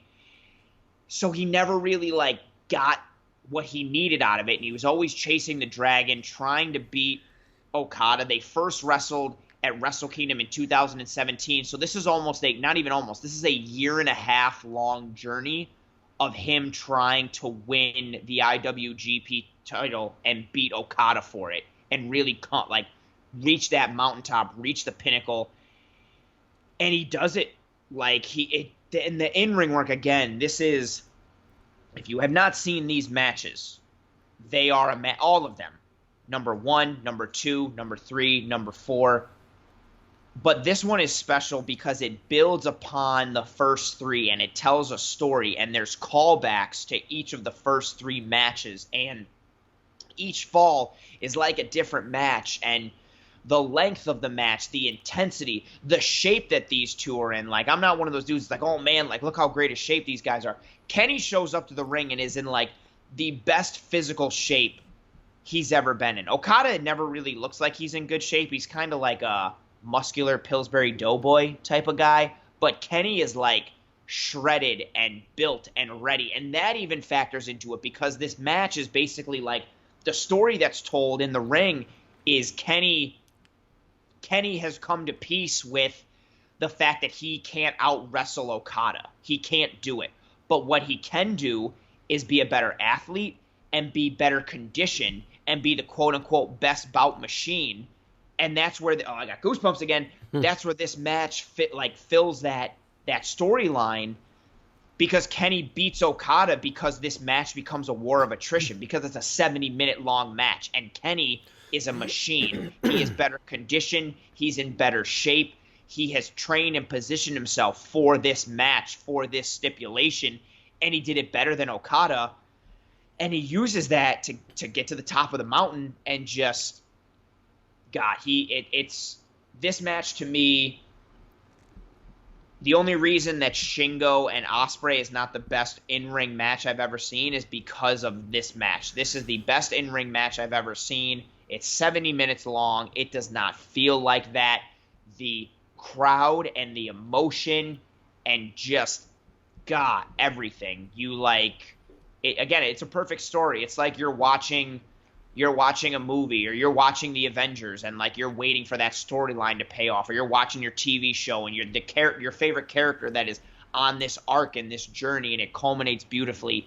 That's what this is, added with the sport of wrestling on top of it. And it's my number 2, but from an in-ring pure wrestling standpoint, it's the best match I've ever seen. Shingo and Ospreay is close. My top 3 as a whole are real tough for me to separate, and Austin and Brett is number 1 for me because of what it led to in wrestling, but it is good in ring wise, but this match is on another level, and I think that's why Meltzer gave it 78 stars or whatever he gave it. It's immaculate. And that's that's one of the reasons why I'm glad that I have New Japan World now, because that was always one of the things that I've missed out on. I haven't been able to ever watch. Yes. I don't even think I've watched clips of the thing. So that's even better. You get to watch it with fresh eyes. Yeah. So as soon as I gave New Japan my money, it was a case of I want to watch Nakamura and AJ, and then I want to go back and watch the entire Omega Okada series of matches. So do it in order. Start with 1. It'll make you appreciate it that much more, because it'll connect you to the long arc, long-term booking storyline that you're getting. And based on everything you've just said there, it's just cemented the fact that I need to go off and watch it. Yes. And I will. Yes. Because you have the net. Because you have. I was gonna say the network. Because you have New Japan World. I have New Japan World. Your number 2. My number 2. Oh boy. I honestly, this actually nearly hit number 1 for me today. Oh boy. My number 1 is always cemented for me over the last 2 years. I would say number 1 has always been number 1. But and I think this one has always been my number 2. But for some reason, I was watching it, and like I wouldn't say I got emotional, but like I got the feels. Oh. And I don't know what it was. I was like, I don't remember feeling this way the first time I watched it. It was weird. But I at least go back and watch this once every 6 months or so. Like I adore this match. Adore it. NXT TakeOver. Brooklyn. Oh boy. Sasha Banks. Oh, good call. Defending the NXT Women's title against Bayley. And I mean, it goes obviously it's my favorite women's match of all time because it's the only one in my top 5. Spoiler there for number 1. But so number 1 isn't Nia Jackson Tamina. Sadly not. Got it. I know that's really disappointing to a lot of people. What a shitty list. But everything down from Bayley's, like the Bayley Buddy entrance. The crowd in Brooklyn. I mean, this was the first takeover. I think was this the first takeover? Ooh, no. I know we had like Rival and all that kind of stuff. Oh, like or the first Rival. It might have been. Yeah, I'd have to look that up. But the crowd were mega into it. Sasha Banks' entrance was great, where she had the security guys taking her down to the ring, and then the way as soon as the match started, as soon as Sasha slapped, like it was Bayley's just gone from this like everything's hugging, all this smiles, all that shit, literally just went bang, intense. Yeah, she just clocked into it, and the way Sasha is just this. I mean, this is peak Sasha. I mean, Sasha's on like some kind of resurgence at the moment, which is great to see. But for me, this is peak Sasha Banks, and I really wish she should go back to this whole legit boss persona, because this is what she excels at this stuff, like the way she just mimics Bayley, all Bayley's mannerisms, it's just everything, and just saying like, you are nothing, you're not gonna beat me, just the whole cockiness that is coming out of throughout the match. It's not even just like a key, it's throughout. She thinks she's got Bayley's number, but obviously ultimately Bayley overcomes and wins. But there's so many huge moments throughout the match, and it tells such a good story. And because you do have the cocky Sasha Banks, you do have the fact that Bayley's hand is recently broken, it's taped up, Sasha Banks takes advantage of it, rips the whole thing off, and the fact that it also has the dusty polka dots on it as well adds another layer to it, because obviously Bayley adores that man, and rightfully so. And Sasha traps her hand in between the steps. And the best thing about this match for me, because I just wasn't expecting it when I watched it, and actually this was one of the moments in the match that gave me the feels, was when she's got the bank statement in, and she starts kicking the fuck out of Bayley's hand. Yes. Like I don't know what it was. Just that moment, I was like, oh my god, like. Because it's something so simple, but like Bayley's literally just about to grab the rope. She's like, "Well, I know that hand's fucked. Here you go. Have some stomps. Bang, bang, bang." And then she goes to like pull it back in the ring, but then Bayley counters, and her bank statement looks vicious. Like she is literally like, 'cause obviously I watched this today, like it's fresh. Like she's arched her neck all the way back. Like she's got that whole thing in. But then this. Where she pretty much spikes herself, literally an inch away from snapping her neck, but it kind of adds to it as well. I don't, whether it was a botch or not, it adds to it. And then the is it the Frankensteiner? Oh yeah, you can call it that. It's got like 4 different names, but you can go with Frankensteiner. that gets hit, and then literally straight up, boom, Bailey to Belly, sorry, and then boom, 1, 2, 3. Oof. That the whole thing Rush of emotion is, and then of course you get the nice little touch at the end with the four horsewomen, and even Sasha coming in, giving Bailey a hug and all that stuff. Oh, it's just, what a ride, what a match, amazing. So many good stuff. Even like Sasha just adding another layer to that, the knees in the corner that she does when she props them up, like when she put Bailey on the top rope, and the crowd nails it, and the crowd were just like, whoa! Just little things, little things like that, just completely added it to me. And honestly, because I was feeling like there were so many times I was just like, ooh, like this match is hitting me on so many levels, and I don't know why. I was just like, maybe this should be my number one. But then I watched my number one. I was just like, nah, I'm happy. I'm happy with my number one. And you get the genuine, the Triple H and everybody comes out at the end. They get the flowers, and it's like a genuine. It's like, it's not like forced or contrived. It's a genuine appreciation. God, that match was. I have a special tie to this match because me and my group of buddies who live in New York, we had to make a tough decision because that same night was the New Japan Ring of Honor show in Brooklyn. It was at Coney Island at the Brooklyn Cyclones baseball stadium. So they put a ring on the baseball diamond and put on a pay-per-view. And it was awesome as shit. But so I believe it was announced first. And then TakeOver went on the same night. And we all kind of like looked at each other and we discussed it for like a day. And we were like, what should we do? Like, do we bail? Do we go to TakeOver? And everybody's like, no, like this is like a once-in-a-lifetime opportunity to see New Japan here. Because New Japan wasn't really coming regularly to the States. And if they would do the War of the Worlds tour with Ring of Honor, but it wasn't always guaranteed. And one of our boys bailed out from the Coney Island show to go to TakeOver. And I would never trade the New Japan Ring of Honor show for anything because the experience was great. And my buddy did, one of my dudes did like a meet and greet. I never do them, but he did it with Okada and Goto and Nakamura. So like I got to shake Nakamura, and I go up to take the pictures for him, but I got to like shake Nakamura's hand. I got to touch the IWGP Heavyweight title. I got to touch the IWGP Intercontinental title. Like, that was awesome.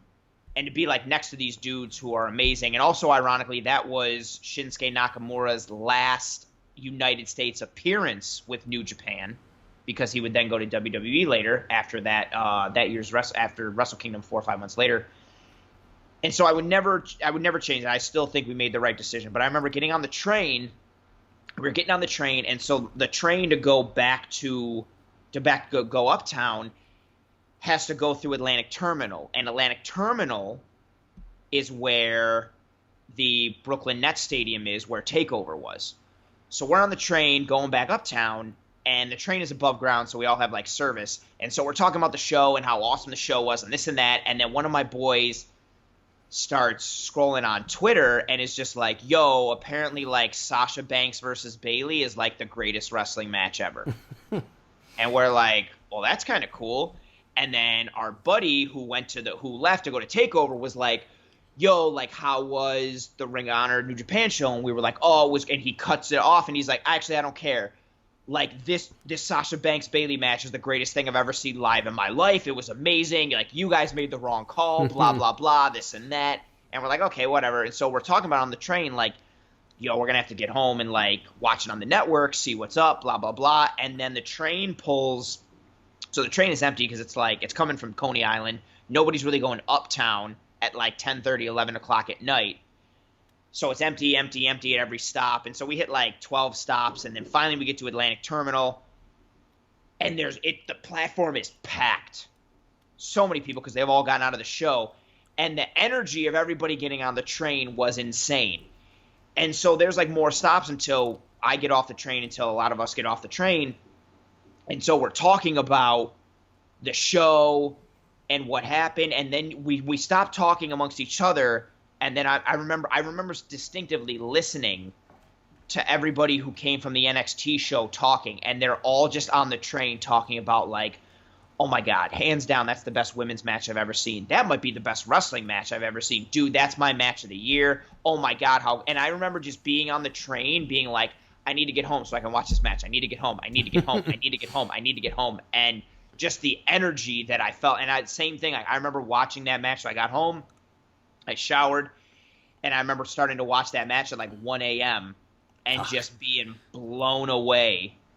And then me and all my boys we went to the Coney Island show, everybody was still awake. And so we had our wrestling group chat, and we were all just texting like, yo, did you finish the match? Oh my God. I remember skipping the rest of TakeOver just to jump to that match, and we were all blown away. And the fact that I say all that to say this,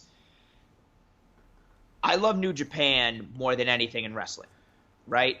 And I got to touch the IWGP Heavyweight title and the Intercontinental title. And I got to, it sounds stupid, but I got to like shake the hand of Shinsuke Nakamura and like Kazuchika Okada. And I got to be that close to arguably the greatest wrestlers in the world at that time and some of the greatest wrestlers ever. It's one of the coolest experiences that I will forever remember and hold like in my heart and in my head. And I'm thankful that my boy decided to do like, fuck it. I never do meet and greets. I'm going to do a meet and greet because I want to hold one of the titles. And I was like, that's awesome. And I got to do it with him. It's one of the best experiences I've ever had in my life. And that Sasha Banks Bayley match is so good that to this day, I'm still like, damn, did we make the wrong call? Should we have gone to TakeOver? Wow. That's how good that match is. Because I'm like, damn, what it must have been like to see that shit live. I still, again, believe, when I think about that, I'm always like, no, we made the right call. Like, we made the right call. But the fact that it still creeps in my mind every once in a while, that's how fucking amazing that Bayley and Sasha Banks match is. And that's a fantastic number 2. And, God, so great. It is. The only thing that I don't like about it is then there was like the streak. It's not that match's fault, but then like there was a streak of matches for the next like year where every time Sasha did anything, she would cry and everybody would give her like a standing ovation. And I felt like it took away the specialty of it from like that match. But like anytime she did anything, everybody would start chanting you. That match, they get the flowers, they cry. Everybody chants, you deserve it. So then every show after that, when Sasha Banks won anything, the crowd would chant, you deserve it, and she would cry. And that annoyed the fuck out of me for a while. But I guess that's not that match's fault. But yeah, that match is amazing in almost every single way. Oh, I want to go watch it again. I want to watch it again. I'm probably going feels. Feel I am feels. probably going to watch. I know already, like, I know you've bookmarked things. I'm going to go back and watch the Mania 17 Rock in Austin. I'm going to go back and watch this one. I've seen Bayley and I haven't seen Mania with Rock in Austin in years, like a long time. I'd say probably like 10, 11 years. Oh, wow. But Sasha and Bayley, I mean, that's happened recently, but I've watched that match like 5 times since it happened. God, it's so good. Never gets boring. Ever. I love that too because again, like the realism aspect of it. I love when like you said, when Sasha has Bayley in the bank statement and she's stomping on her hand. She knows her hand is injured, but also she doesn't want her to be able to grab the rope. And I thought that was so, like, from a realistic standpoint, again, like wrestling, the goal is to make it believable. That's a super believable thing. You've got her one arm wrapped up. You're wrenching her back. Her other arm's going to try and grab the thing. So stomp the shit out of her hand so she can't grab the rope. Like that was, and it was vicious and it was dickheadish. And it also made you feel more for Bayley to be like, oh man, like a broken hand and she's trying to reach, but Sasha's being such a dick. Like everything in that match hit. The entrances were great. Like you said, like, yeah, that was, that's a good one. That got, I got goosebumps again. I keep saying that because it keeps happening, but that's a great one. Good call. Number 1, however, I think number 1 is going to divide a lot of people. Oh, no. And I'll tell you for why. Because one of the people involved, and this is going to click for you the moment I say the name. One of the people in this match is Shane McMahon. Oh no. Yeah. My favorite match of all time, and will be for the I know foreseeable, what it's gonna be. I know what it is Shane McMahon versus The Undertaker at WrestleMania 32. No, I'm joking. I was like, that is not what I was going to guess. No. Can I guess what it is? No.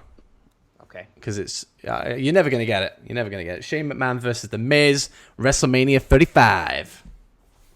You're not serious. No, I'm not. It's obviously Shane McMahon, his only... I'm saying that, he had a really good match against AJ Styles a couple of years back, but AJ Styles versus Kurt Angle, King of the Ring 2001 Street Fight. You mean Shane McMahon versus Kurt Angle? What did I say? AJ Styles versus Kurt Angle. Did I? 2003 King of the Ring Street Fight. That'd which be would be interesting. cool if that happened. Yeah, that'd be interesting. It probably did. It did happen in TNA, probably.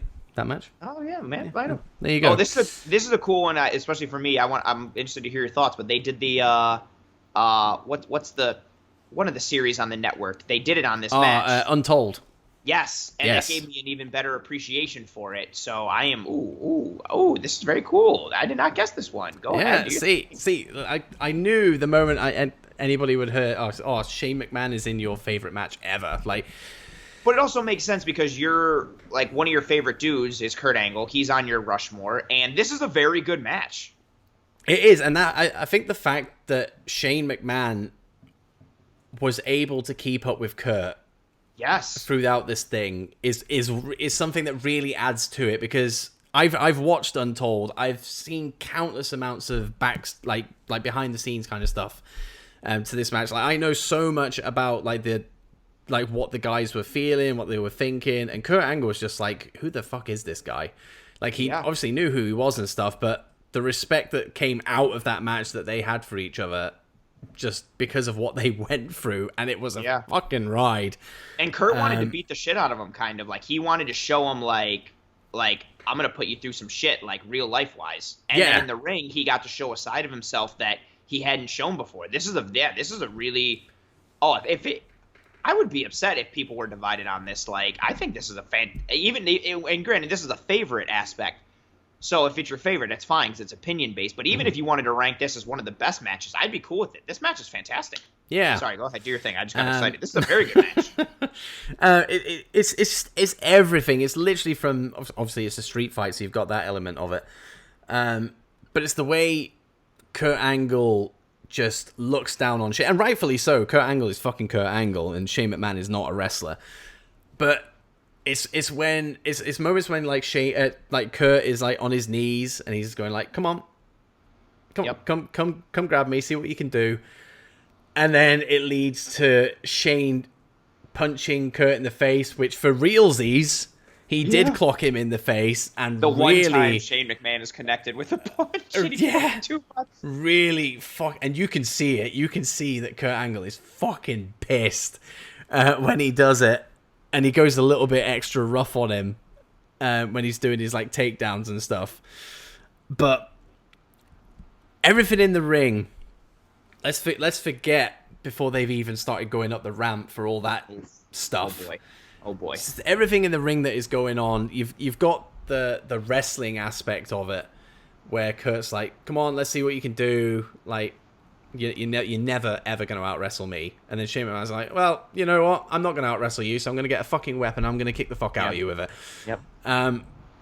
That whole element is amazing, and it's just doused in realism, because that's exactly where it would go. That is the only avenue that Shane McMahon can explore. Yes. And that's what he does, and it works, and he gets the advantage.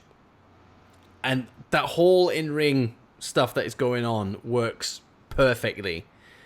But then when you add everything that goes on as they move away from the ring, oh my God, is when this becomes my favorite match, because everyone's heard the "don't try this at home" thing. Like you've got the voice snippet. Kurt Angle saying, "Oh, I think I broke my tailbone." Yeah, that suplex on the concrete, and you can see, like, if you're watching that with fresh eyes, like you go, "Oh yeah, he's just selling it." But the fact that, like, if you watch it back now and you know exactly what happened and the pain that Kurt Angle is in, and the fact that you know everything else that is coming up in this match, and that's why he can't get him through the glass. enough, and it takes him so many attempts because he's in so much pain he can't arch his back enough to get Shane over with the belly to belly. Yeah, that whole thing is just a comedy of errors. Like the plexi, well, they put in new glass so that it didn't shatter during pyro. They put in like hurricane-proof glass on the one panel that he needed to break. So Kurt, yeah, I mean everyone's seen it. Kurt Angle is like doing overhead belly to bellies to Shane, and Shane is like cracking against his head. He is dropping against this thing. And it sounds bad. It sounds awful when Shane hits the glass and when he hits his head because he lands straight on it. You can hear the thud. It's gross. And you can see the pain that Angle is in, like to just even get him up there. And it says it on Untold and stuff. And bearing in mind at this point, when Shane's been knocked senseless at least twice, Vince is screaming at Mike Chioda, get these fuckers, like, just end this match in some way, just finish this damn thing, because this needs to end. Like, this is ridiculous. And then Shane says to Kurt, like, come on, pussy, just throw me through the fucking thing. You can see it in Kurt's face. He's like, oh, you fucking twat. And then anything left in Kurt, he uses against Shane and manages to get him through. And that shatter, is something. Beautiful. But it doesn't end there because, of course, Kurt goes through, and Shane's just like, throw me back out. Throw me back out through this pain. And again, like, obviously it's not purposely done. Like, he's broke his tailbone. He's in a lot of pain. It's just weak attempts at belly to bellies through the second pain to get him through. And you can see the blood stains on the pain from Shane McMahon. Every time he hits it and doesn't go through, you can see the blood. And at this point, Chioda is like being fully screamed at. Like, just what are you doing? Just end the match. He's just like, well, I can't really do anything. They're just cracking on. And like Shane again is just like, just throw me through the damn thing. Just grab me and throw me. And that explosion, when he bursts through that glass, it's like he's been fired out of a cannon. Yeah. Just the shatter and the way his body just limply goes. Oh, like. And doesn't I think Kurt says something like when they go through the glass the second time, Chioda's telling Kurt not to do it, but Kurt says that because in one of his ears, he's like, he has hearing loss from wrestling and stuff, and so Chioda's talking into his dead ear, so he can't hear what he's saying. Yeah. So he doesn't know that Chioda's telling him to stop it, and yeah, he chucks him through again. This bloody, weatherproof pane of glass that he can't get through. It's covered in Shane's bloody mess and plasma because he's been thrown at it like 7 times. And Shane's limp body just finally goes through it. And at this point, like, Kurt is absolutely screwed. Shane McMahon doesn't even know what day it is anymore. And I think he said that. He said, I think he said, like, I literally have no idea. I don't know what was going on. And Kurt finally, thankfully, found a one of those like production boxes, and was like, I can't carry Shane down to the ring, get him in there. So he hoiked him on the production box and just pushed him down. And the match didn't even end there. They added even more stuff to it. It's just like, how is this still going on? How is Shane still functioning? How is Kurt still able to move around with a broken frickin' tailbone?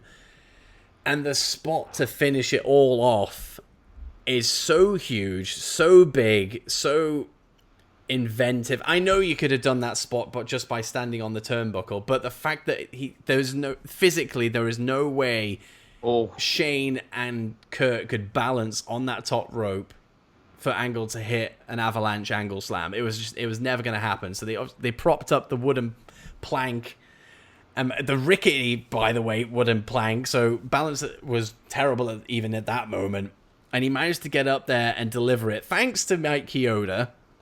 Who, if you this was watch a it cool back, fact. Yep, this was a cool fact. I didn't know this. You can see him holding the plank because he was just like, these guys are going to fall and die. So you can see him literally just as they're about to take off, he puts his hand on it just to steady it, and Even from a, you kind of want to suspend disbelief and all that kind of stuff. I think a referee would just do that anyway, so it doesn't take anything away from that spot whatsoever. And of course, Angle hits it and picks up the win. And wow. What a match! And you just and Kyoto does that subtly, like you don't even notice that his hand is on the plate. Yeah, because I didn't know until I watched all this backstage, like back behind the scenes stuff. Me too. And to see Shane just lying there and his eyes like flickering and stuff, I don't know whether that was a sell or that was genuine. No, like, he's concussed. He is out. Man. He is gone. And Kurt Angle's like in all kinds of pain. And they've said it, like, from that moment, like, there was just that huge respect. Because Kurt Angle was just like, I don't want to do a street fight. I'm not interested in it. Like, I'm just pure...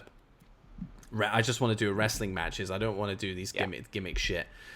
And for him to go into this thing and just deliver and pull Shane McMahon through the whole thing to deliver... Oh, what a ride. The thing is so exhilarating, and knowing all the stuff that is going on, like, behind the scenes with it all as well, and just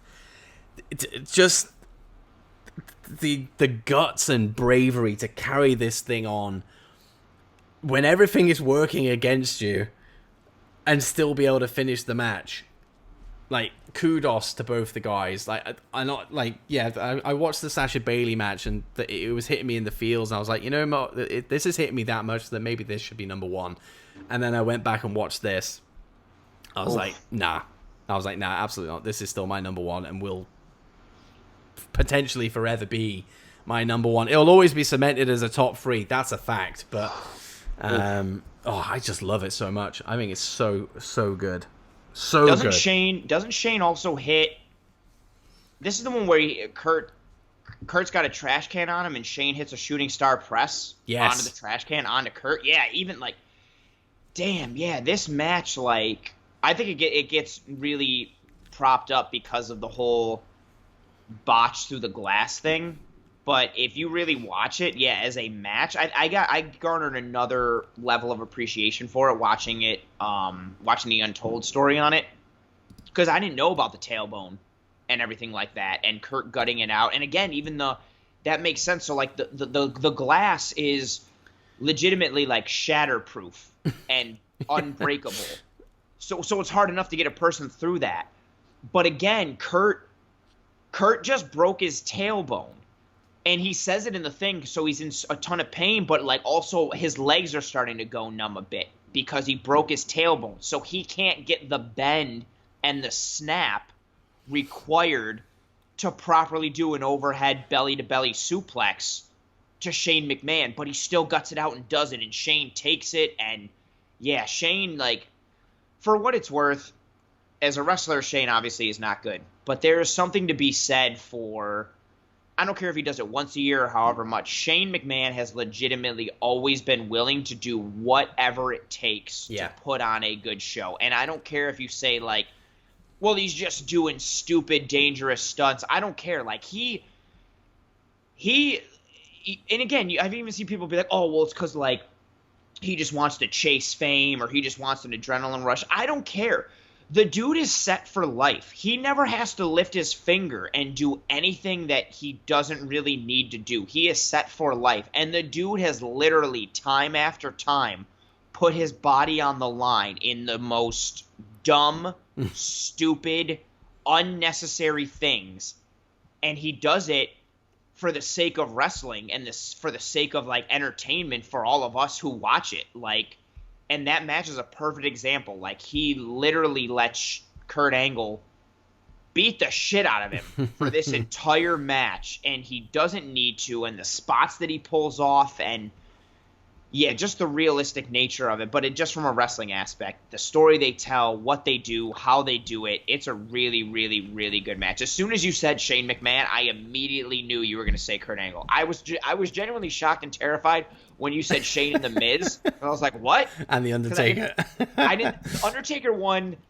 Even if you said that, I would have been like, because that spot where he jumps off the cell is really. Oh my god! Yeah. It's like, it's one of the highest jumps and moves I've ever seen. So even if you would have said it just because of that, I would have been like, Okay, I'll give you a pass. And again, it's a favorite thing. So I'm like, okay. Yeah. But you went with that as a joke. I didn't think you'd go with 2 jokes back to back. So when you said Shane and The Miz and you paused, I was like, no fucking way. But this is, knowing you and knowing that Kurt is one of your dudes, I figured this would be up there, and it definitely deserves to be for people. And like I said, like, I don't think, if it was divisive, I would disagree with it being divisive. This is a really good match, and it's a fun as hell match. Yeah. Like, again, especially, again, you're not saying that it's the best, but even if somebody did want to say that, I would argue that there are other matches that are better than it. But again, the goal of wrestling is to entertain you. This match is fun as hell. Mm-hmm. It's entertaining as hell. And when you know the backstory of it, it's even more impressive. Everything that they went through to pull this match off it's like when I learned that British Bulldog was high on cocaine for SummerSlam against Bret Hart, and Yeah. Bret had to carry him through that whole match because he couldn't remember what he was supposed to do. Like, that makes you appreciate it even more so. And same with this, like, Shane is concussed and has no idea where he is. Kurt Angle broke his tailbone, and they still do everything they can, and they execute it almost flawlessly. This match is tremendous. Good call. Good list. Very good list. And you. There's Appreciate some really good matches here for people to go away with. Our lists are fantastic.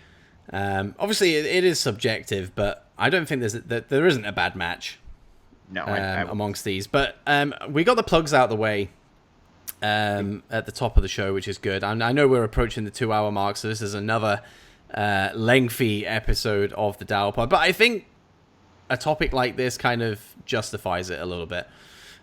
So without delving into any depth, just reel off the names. What are a couple of your honorable mentions? Ooh, 3 from my favorite pay-per-view of all time, which is ECW Heatwave 98. Taz versus Bam Bam Bigelow from that pay-per-view is an honorable mention.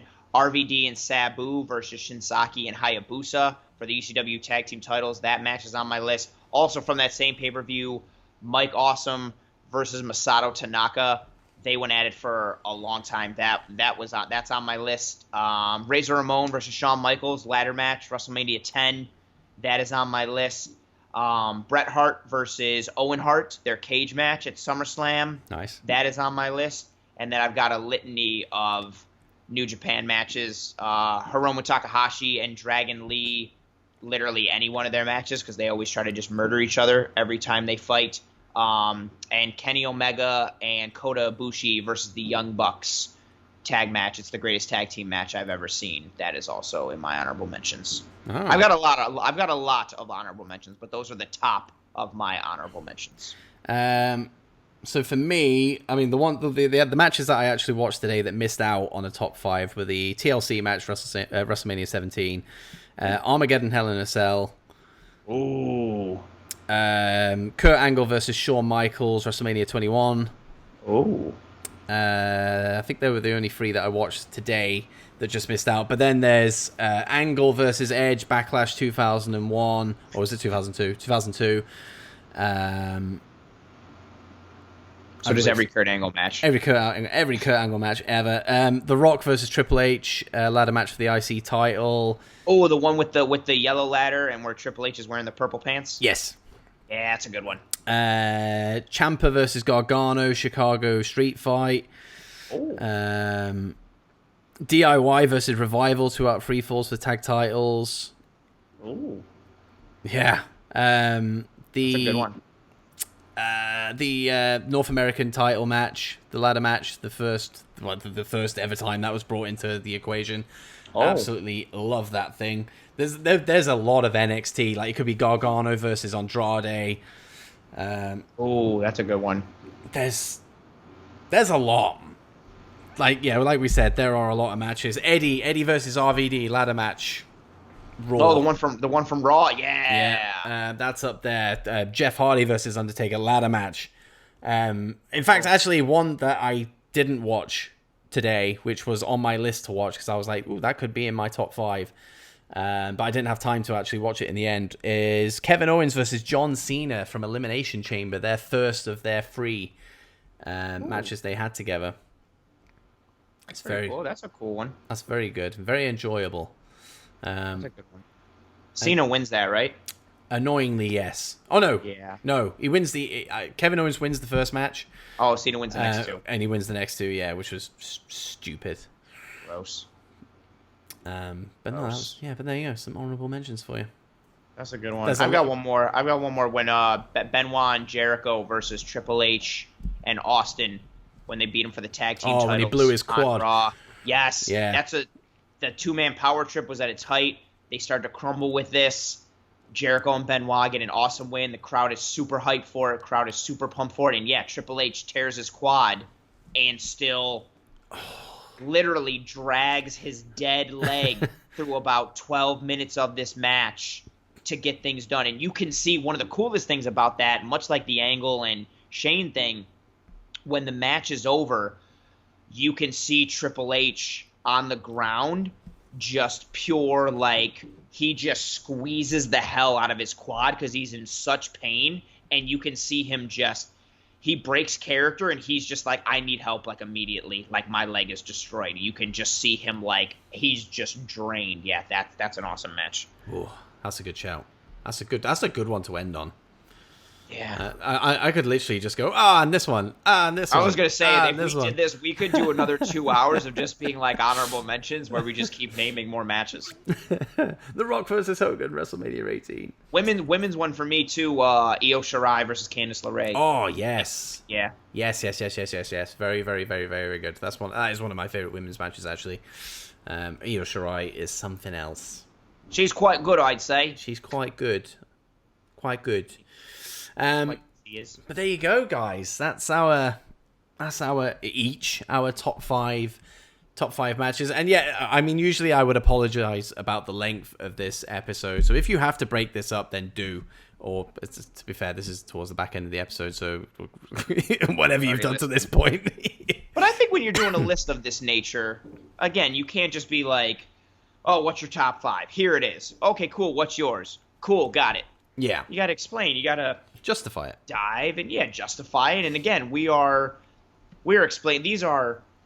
We are wrestling fans. That I don't think wrestling or being a wrestling fan is what we would use to identify ourselves. But I think wrestling is part of who we are individually, and obviously is part of this pod. So these matches and our favorite things in it are part of us and important to us. So you want to make sure you get to explain everything. And for people who are listening, again, one, you want to justify it to the audience that, is listening to this, but also for the people who maybe haven't seen these matches, hopefully we've sparked some interest in you to be like, well, that match that they described sounds awesome. I've never seen Kurt Angle versus Shane McMahon. That sounds awesome. I'm going to go watch that. Or you know what? I've never watched anything from New Japan, but this Kenny Omega guy sounds like quite the guy. I'm going to go watch this. Or maybe some of the people who, again, don't watch AEW or don't watch New Japan, but watch AEW and are like, I'm not that impressed with Kenny Omega. I'm going to have to go back and watch this because this doesn't seem right. You never know. You might get a little treat from someone here and there, and that someone would be one of us or both. Yeah. I mean, I've got a lot of matches to go and watch now. So, but especially I like Cameron Grimes, Damian Priest last week. I'm actually glad that we had a duplicate in our 5. I didn't think that was going to be the duplicate. I also thought there was a chance that AJ and Nakamura would crack your top 5. I did mention that last week, didn't I? But I think, considering how fresh it was for you as well. Yeah, I mean, would it be in my top 10? It's up there. It was very, very good. I mean, it's beyond very, very good. The fact that it was hyped up so much and then met and then exceeded expectations, then yes, it's definitely top 10. I would have bet money that one would have been in your top 5. I don't know where. That's the one that I thought would be in there, but I genuinely did not. I did not think that Brett and Austin from Mania 13 would be on there. If you would have asked me like percentage-wise, I would have given it definitely under like 10%. Wow. I did not see that one coming at all. I knew there would be something Kurt Angle. I knew the Sami Zayn and Nakamura one, but also the reason I knew that, I also thought Nakamura and AJ would be on it too, just off of things you said. So I guess I technically was thrown for a loop with that. But I am very surprised that the one that we had overlapping was, Brett and Austin Mania 13. I did not see that coming. There you go. There you go. There you go. Not just a NXT fanboy. I appreciate the older stuff. You've got some depth to you. Got some depth, kind of. Going up so fast. We're all grown up today. All grown up. So, going for... I mean, obviously, we've done the plugs of our other stuff, so... Yay, we're not doing that again. So if you're still here at the hour and 54-minute mark, just a quick one to plug what we got coming up. Anthony, of course, is not around next week. Thankfully, we recorded a episode of The Captain's Cabin with Scott Robertson, who hosts the Wrestling Through Life podcast series on YouTube. I forgot to release it, to be honest. I forgot to release it this week as a bonus. So next week, it actually fits pretty well.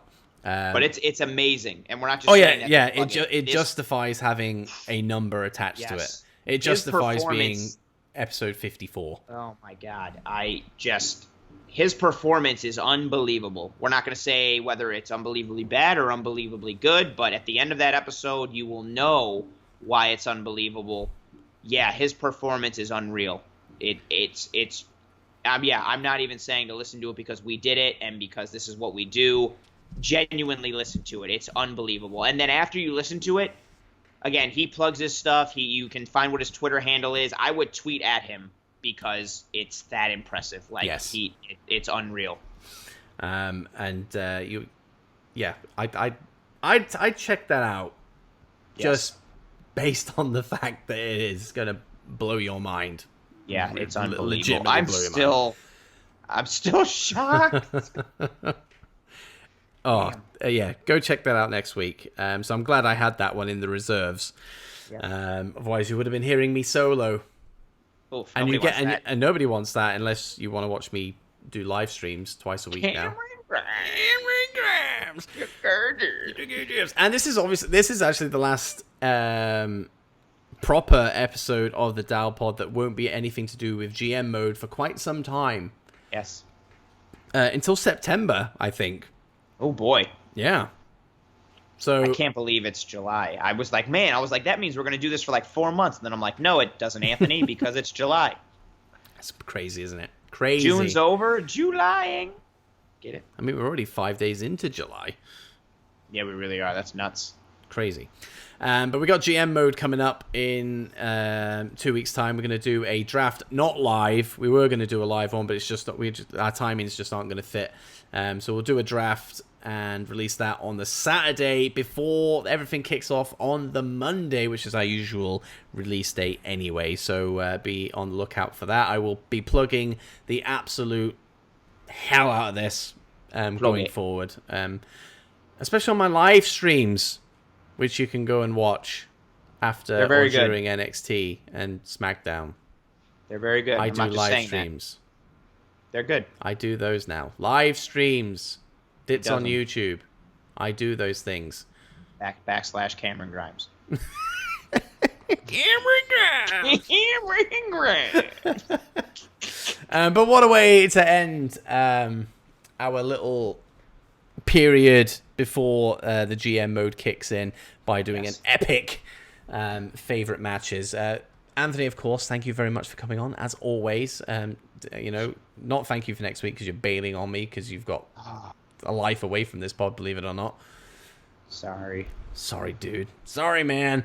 But no, don't worry. Scott Robertson will fill that void. Or the Vode. Or the Vode. The Vode. He'll fill the Vode.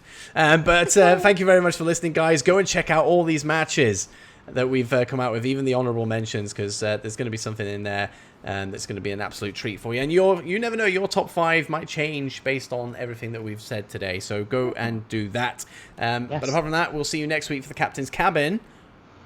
And then for the draft for the new series, the GM mode.